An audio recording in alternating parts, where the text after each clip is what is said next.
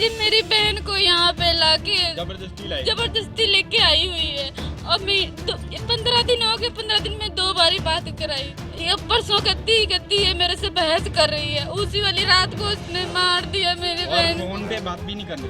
परसों किया, कल किया, 11 बजे फोन किया, कह रही तुम्हारी बहन ने सुसाइड कर लिया। झूठ बोल रही है। इसने मार के ना टांग टूंग दिया और कोई उसको ना मतलब इतनी ऊंचे पंखा है, नहीं चढ़ सकती वो पंखे पर, नहीं चढ़ सकती वहाँ, नहीं फांसी लगा सकती वो। इसने मार के ना लटका दिया। ऊपर से ड्रामे बना रही, घर में मिली भी नहीं, गई दरवाजा तोड़ के ना मैंने निकाला।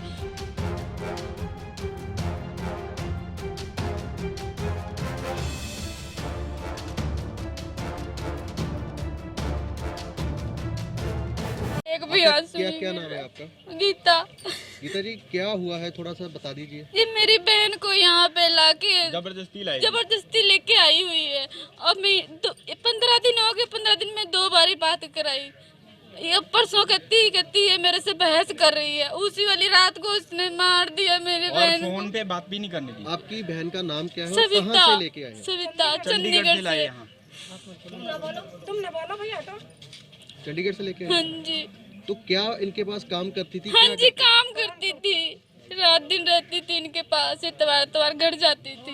तो आपको कब फोन आया कि परसों किया, कल किया, 11 बजे फोन किया, कह रही तुम्हारी बहन ने सुसाइड कर लिया। झूठ बोल रही है। इसने मार के ना टांग टूंग दिया और कोई उसको ना मतलब इतनी ऊंचे पंखा है, नहीं चढ़ सकती वो पंखे पर, नहीं चढ़ सकती वहाँ, नहीं फांसी लगा सकती वो। इसने मार के ना लटका दिया। ऊपर से ड्रामे बना रही, घर में मिली भी नहीं, गई दरवाजा तोड़ के ना मैंने निकाला और पुलिस वालों को भी नहीं बुलाया। पुलिस वालों को बुलाना चाहिए था ना कि मतलब उसको उतारना है। पुलिस वाले उतारते, तेरा थोड़ी ना काम था, तेरी गलती नहीं। तुम मुझे घर पे मिलती, यहाँ पे आके चिपके बैठी हुई है, यहाँ पे चिपके बैठी हुई है। वहाँ घर पे मिलना चाहिए था, मेरे को घर पे नहीं मिली, यहाँ बैठी हुई है चुपके। तो कितने सालों से वो उनके पास काम कर रही थी? ये 2-2.5 सालों से काम कर रही थी। तो कभी उसने आपको बताया नहीं कि मेरे को ये तंग परेशान करते हैं, ऐसा कुछ बताया था कभी? एक बार ही बताया, करी दीदी मैं जाती थी मिलने तो ये बाहर ही से मिल लेती थी, अंदर नहीं कभी बुलाती थी मुझे। अंदर नहीं बुलाती थी, बाहर ही मिल लेती थी। सप्ताह बाहर आ जाती थी, मैं उससे बात कर लेती थी। और एक दिन कहती दीदी इसने ना मुझे कंगन की चोरी लगाई मेरे को आके ना, बहुत बताती नहीं थी, डांटती, कुछ भी हो गया डांटती, बताती नहीं थी। उसके बाद में 2 महीने में कह रही।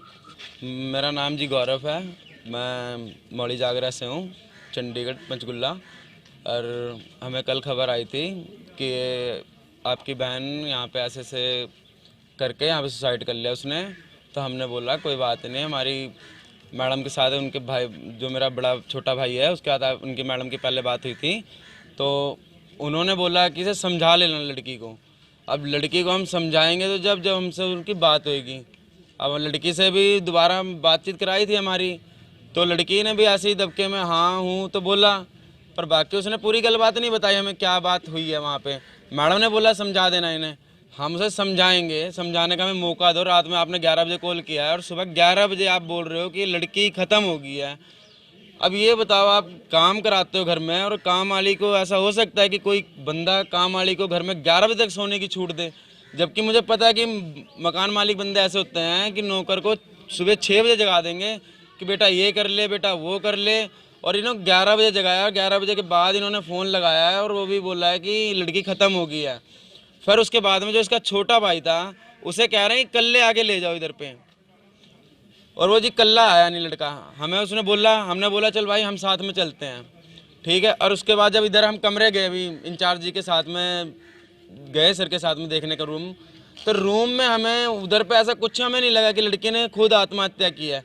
हमने रूम को अच्छी तरह देखा, अंदर से परखा हमने रूम को कि जिस हाइट में अगर पंखा भी लगा है, पंखे की हाइट में, और वो लड़की ने जींस भी पा रखी है, नहीं अगर सूट सलवार पा रखा हो, मैं मानता हूँ लड़की फ्रिज पे भी चढ़ जाएगी, मगर जींस में तुम्हें पता है बंदा नहीं फ्रिज पे चढ़ सकता है। अब उसे अगर गेट का है, गेट की 2 कुंडियाँ हैं, पल्ला भी थोड़ा उतना खास मजबूत ही नहीं है, पल्ला भी नॉर्मल है। इन्होंने पल्ला बाहर से तोड़ दिया है, अंदर से वो क्यों नहीं टूटा? और मैं बता रहा हूँ सर, अगर एक झटका उसमें मार दूँ ना तो दोनों की दोनों कुंडियाँ पहले टूटेंगी, पल्ला बाहर से नहीं फटेगा। कितनी देर से उनके पास आपकी जो बहन है वो काम कर रही थी और कहाँ पे कर रही थी? मैं मनी माजरे कॉम्प्लेक्स में काम करती थी, करीबन 2-2.5-3 साल से करती थी इन पे। और अभी कुछ दिन 15 दिन हुए हैं लीडर पे लाए हुए। 2 अक्टूबर को लेके आए थे यहाँ पे और 2-3 बार इनकी बात हुई है बस, बाकी कोई बात नहीं कराते थे। जब वो मनी माजरा से यहाँ पे लेके आए थे आपकी बहन को, तो वो उन्होंने क्या आपको बताया था? लड़की की हम छुट्टी मांग रहे थे कि हमें लड़की की छुट्टी कर दो, और वो भी कह रहे थे हमें नहीं जाना है वहाँ पे। अब इन्होंने बोला कोई बात नहीं, लेके आ गए यहाँ पे। यहाँ पे लाने के बाद इन्होंने फ़ोन करके इंतला किया इसके भाई के साथ, तो उन्होंने बोला है कि कोई बात नहीं, मैडम ने जब बोला समझा देंगे ना इसे, तो उसने बोला भाई ने कि इसे समझा देंगे, कोई बात नहीं, इधर लेके तो आओ। अब मान लो समझाना था तो समझाने के पीछे कोई ऐसे तो नहीं, इतनी सी बात पे आप बताओ, अगर कोई भी बंदा हो, मैं ही रहूँ, क्या मैं आत्महत्या कर सकता हूँ? आप क्यों नहीं उसको ले लेंगे? कहाँ से? उनसे जिसके पास काम करती थी आपकी बहन।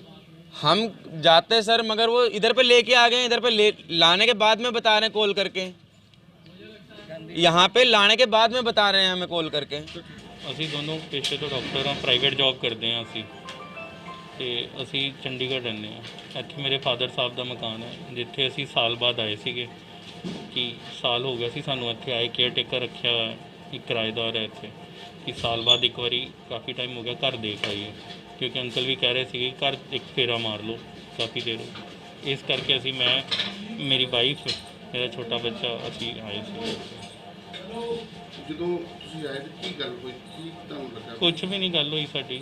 ਅਸੀਂ ਰੈਗੂਲਰ ਆਪਣਾ, ਮੇਰੇ ਆਫਿਸ ਦਾ ਕੰਮ ਹੈ ਇੱਥੋਂ, ਮੈਂ ਅੰਮ੍ਰਿਤਸਰ ਜਾਂਦਾ ਰਿਹਾ, ਤੇ ਮੇਰੀ ਵਾਈਫ ਨੂੰ ਵਰਕ ਫਰੋਮ ਹੋਮ ਸੀ, ਉਹ ਆਪਣਾ ਘਰੋਂ ਕੰਮ ਕਰਦੀ ਰਹੀ ਹੈ ਰੈਗੂਲਰਲੀ। ਅਸੀਂ ਘਰ ਹੀ ਸੀਗੇ।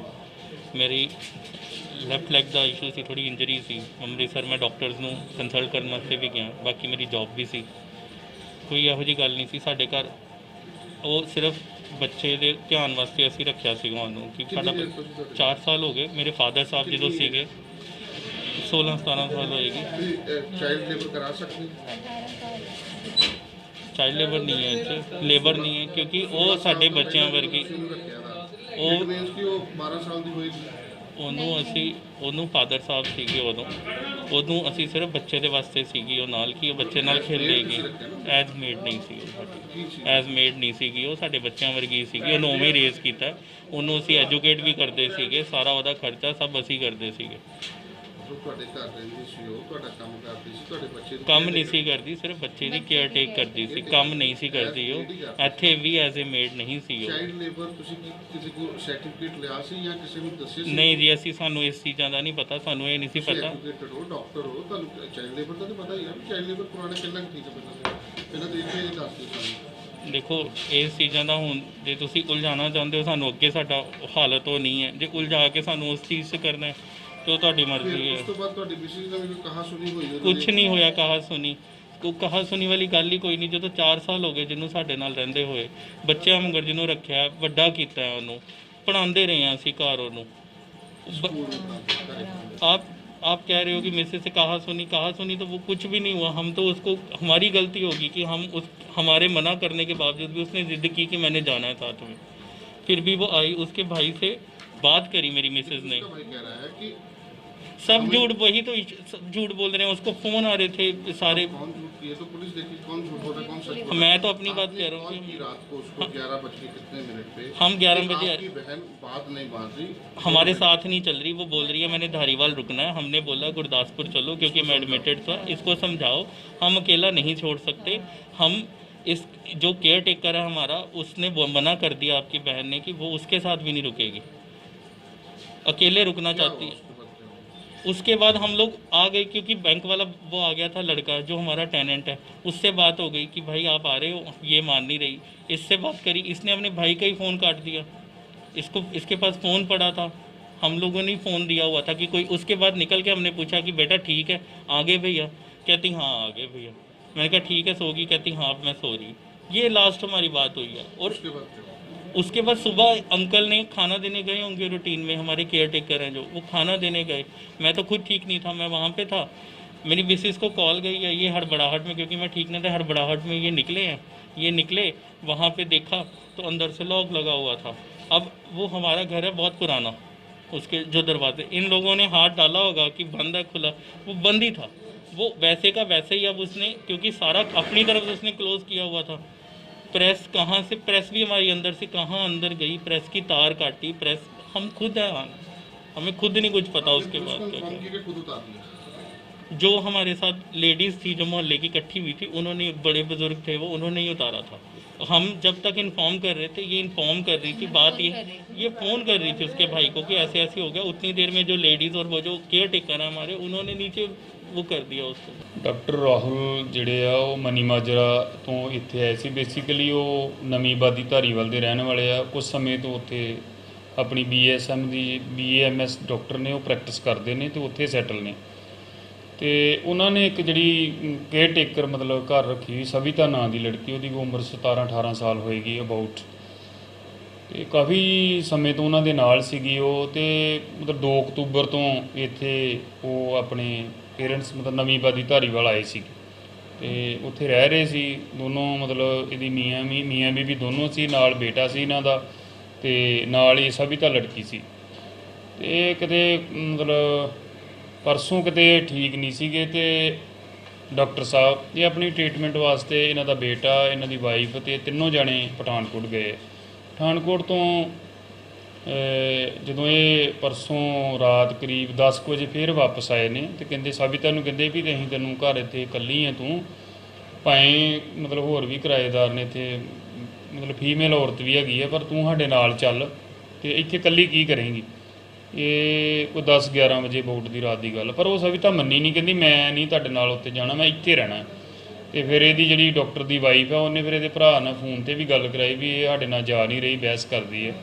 ਤੇ ਇਹਦਾ ਬ੍ਰਦਰ ਫਿਰ ਕਹਿੰਦਾ ਕੋਈ ਨਹੀਂ, ਤੁਸੀਂ ਚਲੋ ਇਹਨੂੰ ਸਮਝਾਓ ਤੇ ਚੰਡੀਗੜ੍ਹ ਲੈ ਆਓ, ਆਪਾਂ ਸਮਝਾ ਲਾਂਗੇ ਕੀ ਗੱਲ ਆ। ਇਹ ਮੁੜ ਕੇ ਫਿਰ ਡਾਕਟਰ ਸਾਹਿਬ ਚਲੇ ਗਏ ਨੇ। ਇਹਨੇ ਮਤਲਬ ਰੋਟੀ ਰਾਟੀ ਖਾ ਕੇ ਤੇ ਸੌਂ ਗਈ, ਇਹਨੇ ਕੁੰਡੀ ਲਾ ਲਈ ਅੰਦਰੋਂ। ਤੇ ਸਵੇਰੇ ਜਦੋਂ ਇਹਨਾਂ ਨੇ ਉਹ ਜਿਹੜੀ ਇਹਨਾਂ ਦੀ ਕੋਈ ਮਤਲਬ ਘਰ ਵਿੱਚ ਔਰਤ ਰਹਿੰਦੀ, ਉਹਨੂੰ ਕਿਹਾ ਸੀ ਵੀ ਸਵੇਰੇ ਅਸੀਂ ਜੇ ਲੇਟ ਹੋ ਗਏ ਤੇ ਇਹਨੂੰ ਚਾਹ ਚੂ ਪਿਆ ਦਿਓ, ਖਾਣਾ ਖਵਾ ਦਿਓ। 9-9:30 ਵਜੇ ਇਹ ਉਹ ਔਰਤ ਗਈ ਆ, ਉਹਨੇ ਬੂਹਾ ਖੜਕਾਇਆ ਤਾਂ ਇਹਨੇ ਬੂਹਾ ਨਹੀਂ ਖੋਲ੍ਹਿਆ। ਫਿਰ ਉਹਨੇ 1-2 ਲਾਗੇ ਗੁਆਂਢੀ ਉਹਨਾਂ ਨੂੰ ਕਿਹਾ ਵੀ ਆਹ ਗੱਲਬਾਤ ਹੈਗੀ ਹੈ। ਜਦੋਂ ਜਾ ਕੇ ਦੇਖਿਆ ਬੂਹਾ ਇਹਨਾਂ ਨੇ ਮਤਲਬ ਹਿਲਾ ਕੇ ਖੋਲ੍ਹਿਆ, ਲੱਕੜ ਦਾ ਦਰਵਾਜ਼ਾ ਹੈ।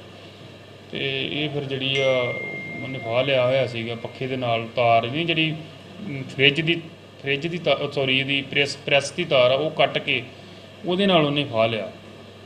ਤੇ ਦੇਖੋ ਇਹ ਹੁਣ ਉਹਨਾਂ ਨੂੰ ਜਿਹੜੇ ਦੋਨਾਂ ਦੇ ਬਿਆਨ ਦਰਜ ਕੀਤੇ ਨੇ, ਇਹ ਕੱਲ੍ਹ ਦਾ ਵਕੂਆ ਹੈ। ਚੰਡੀਗੜ੍ਹ ਮਨੀ ਮਾਜਰਾ ਤੋਂ ਇਹ ਪਹੁੰਚ ਨਹੀਂ ਸੀ ਸਕਦੇ ਤੇ ਹੁਣ ਆਏ ਨੇ। ਇਹਨਾਂ ਦਾ ਮੈਂ ਪੱਖ ਸੁਣਿਆ ਵਾ, ਦੂਜਿਆਂ ਦਾ ਵੀ ਸੁਣਿਆ ਹੈ।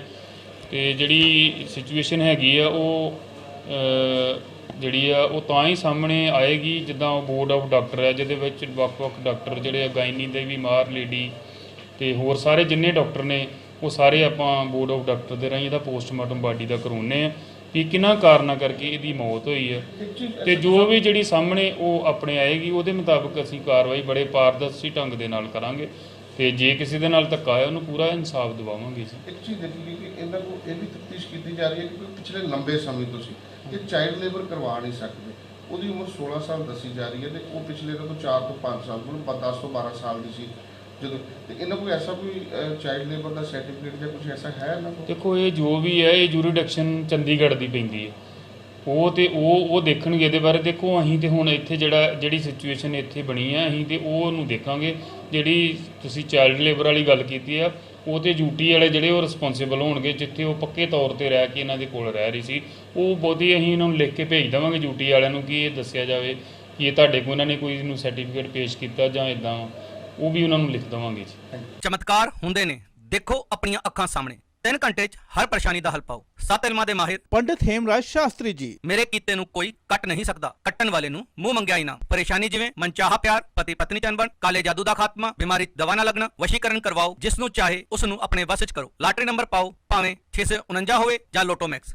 ਧੋਖੇਬਾਜ਼ ਪ੍ਰੇਮੀ ਪ੍ਰੇਮਿਕਾ, ਸੌਤਨ ਦੁਸ਼ਮਣ ਨੂੰ ਆਪਣੀਆਂ ਅੱਖਾਂ ਸਾਹਮਣੇ ਤੜਫਦਾ ਵੇਖੋ। ਪੰਡਿਤ ਹੇਮਰਾਜ ਸ਼ਾਸਤਰੀ ਜੀ। Mobile number 8968869352 8968915987।